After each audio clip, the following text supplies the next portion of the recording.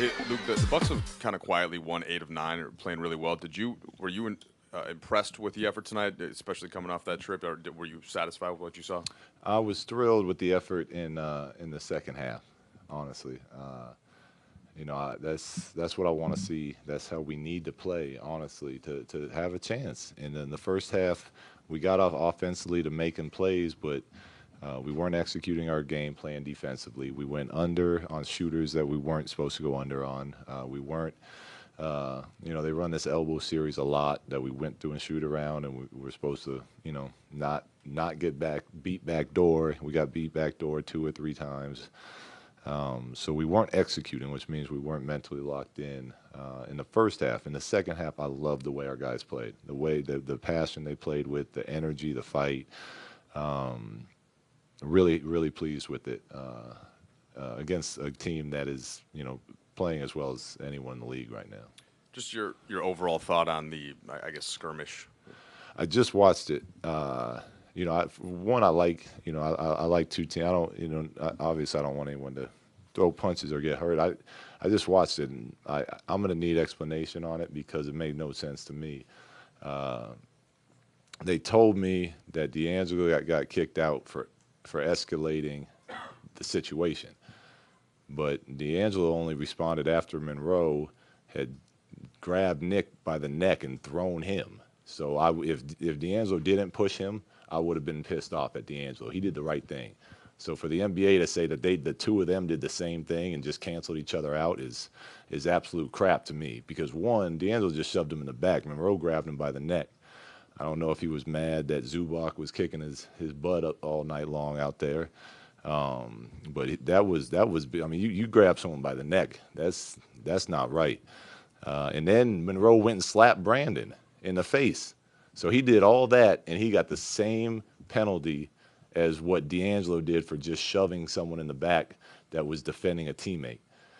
So that's crap to me. And then in watching the tape, one of their employees is on the floor, and he grabs Brandon by the jersey and shoves him, not holding him back, shoves him, and that doesn't get addressed either. And if there's nothing wrong with that, then I have no problem finding some people to hire on our staff.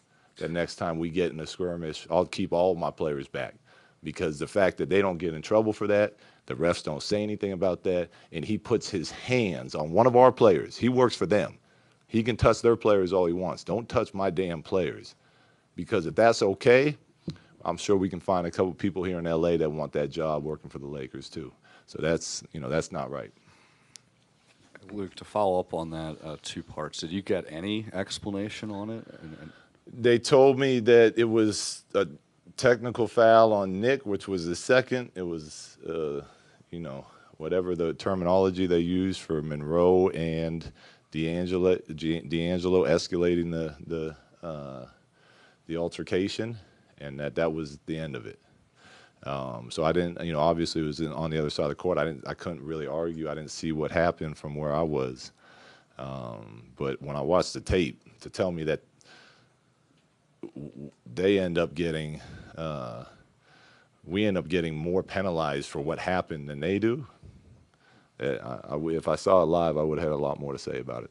I think it was D'Angelo, Brandon, Larry, and Zubats all standing up for Nick. How much stock do you put into that with I just love it. bringing the team together? I love it. That's what they're supposed to do. You're supposed to have each other's back. And again, I don't want any dirty play. I don't want anyone trying to get hurt. But it's competitive out there, and there's going to be times that you know, people's temper it gets escalated and whatnot. And when that does happen, we should have each other's backs because we should be a tight family with all that we go through together. So I was very proud of the group that was out there, not for fighting, but for sticking up for each other.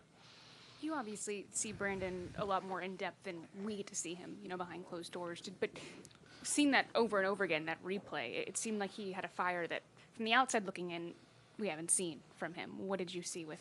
He definitely has a fire. We've seen it a couple times, and I think as he gets older, he'll learn to use that even more. You could see it in his eyes after that. He wanted the ball. He had that nice rip through drive to the baseline where he dunked on someone, and you know, it happened. Actually, the first time I saw that was when he got his first technical of his career. I think it was in the Clipper game, and you can see something in there. So I love that.